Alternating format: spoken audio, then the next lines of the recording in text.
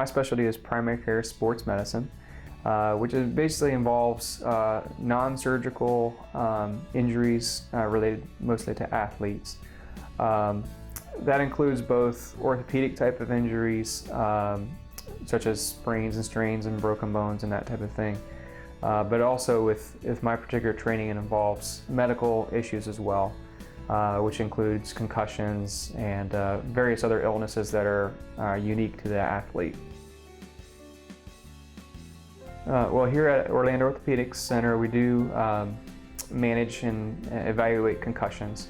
And that involves me evaluating the patient after a suspected injury. Usually it's called to our attention from an athletic trainer or coach or a parent that has noticed something with the athlete. So first step is just to establish that has happened and also make sure that there's no sign of any other unusual things, structural injuries such as brain bleed and those types of other more serious conditions.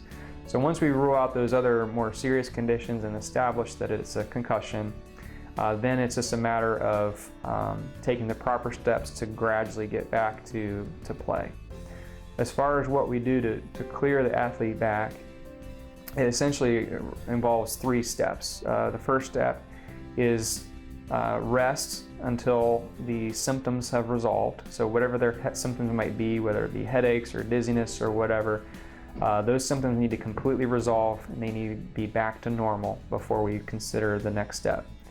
After they're completely symptom-free, the next step is to do a computer-based test called IMPACT.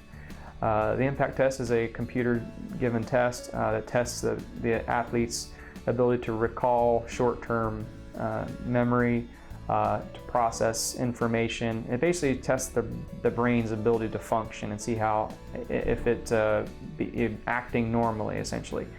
Ideally, a lot of the schools in the area do a baseline for all their athletes, which involves doing the computer test before the season even begins. And so that if an injury does occur during a year, we can re-administer the test and compare it to their baseline and see if that, after their injury test is comparable to their baseline or not. If it's not, then it means the brain is still not healed yet.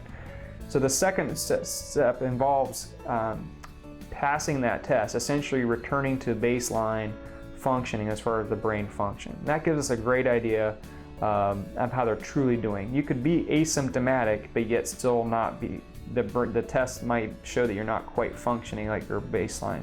So it's a very helpful tool.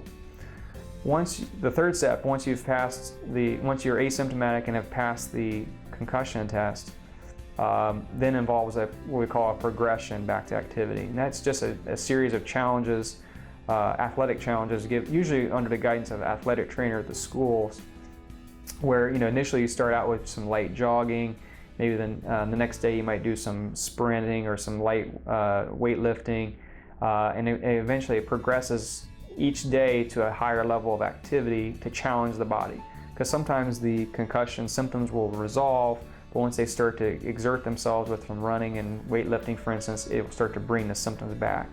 So to safely get the athlete back, we need to challenge them in a stepwise fashion. Usually it takes about 4 to 5 days from the time you start the challenge until when they clear all the hurdles there. And once they do, they can get back to full participation.